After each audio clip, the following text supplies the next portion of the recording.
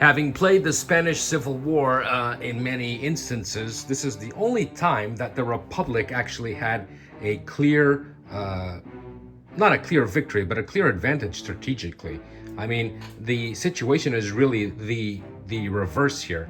By summer of 1938, what we have is, instead of the nationalists, the blue side, holding 2/3 of Spain, it's still the Republic that has 2/3 of Spain. They gained a lot of ground that was initially conquered by Franco in the first 48 hours of the coup, and all these cities in the north. This is incredible. So Nat here is going to tell us what his strategy is, because unfortunately Germany has actually joined the war officially. Now, we know that Germany was part of the war with the Condor Legion and all that, but this is not that. This is not the Condor Legion. This is actually Reichenau with a German army and some Panzer divisions, you know, something that doesn't happen too often. They're officially in the war. The Allies, Britain and United States, are off, especially if Germany's there. Russia is already removing some of its help to the Republic. Stalin was really just doing it for money anyway. But now that the Soviet Molotov-Ribbentrop Pact is happening, it's not as easy as it seems still for the Republic, even though they have a lot of advantage, because the blue side can still win. I would say right now that they're actually tied. The blue side has more money, has more credit, generally has a lot more foreign aid as well. So what is the plan? Should the Republic be attacking, trying to conquer? Obviously, they're going to try to eliminate this pocket of resistance with Colonel Yagüe there. They're going to hold on to the north. But should they make an advance to the northwest here? Or should they attack south? Or should they just hold their own?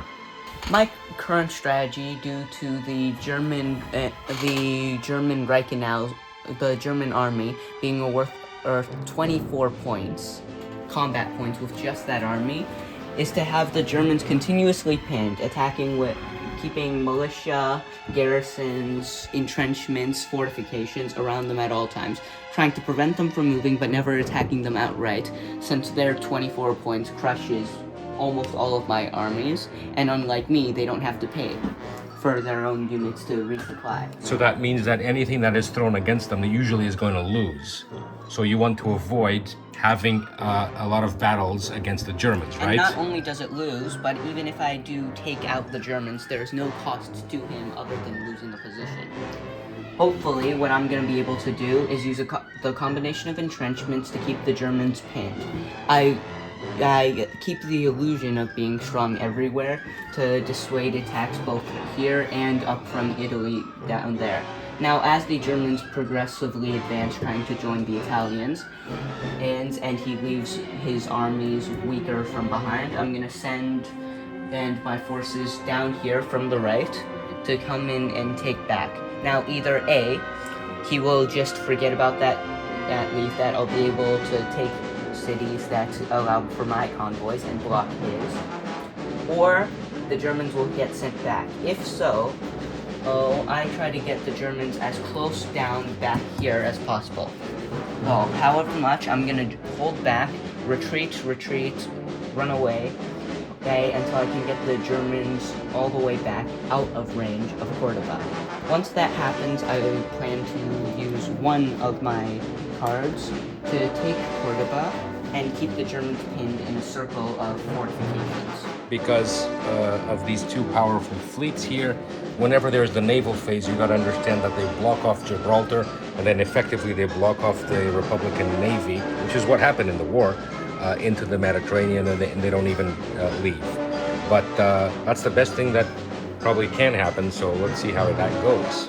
Outside, I still hope to up in the north, dissuade the Italians from going after Madrid directly, and trying to divert them to Gijón. Whether or not they take the bait is irrelevant. Either I take Gijón and go after their capital ships and their convoys, they don't take the bait, or they do, and I allow taking of Zamora, fortifying it, making it so they can no longer progress the position, while closing off all pockets and disconnecting their supply lines. The blue player is not here, it's his little brother. He's hiding because he's not allowed to listen to the strategy. But I would say that obviously He's got Italy up in the north, Germany up here, and of course the other Spanish forces everywhere. But if they do a pincer attack like that, technically that's what they should do, and that's what Nat's going to. Bank that they don't. Well, he's going to try to fortify as much as possible and hold the line. As long as I'm able to keep them disconnected, I still have a chance. Once they have all their forces in one continuous strike, then is when I have lost the war.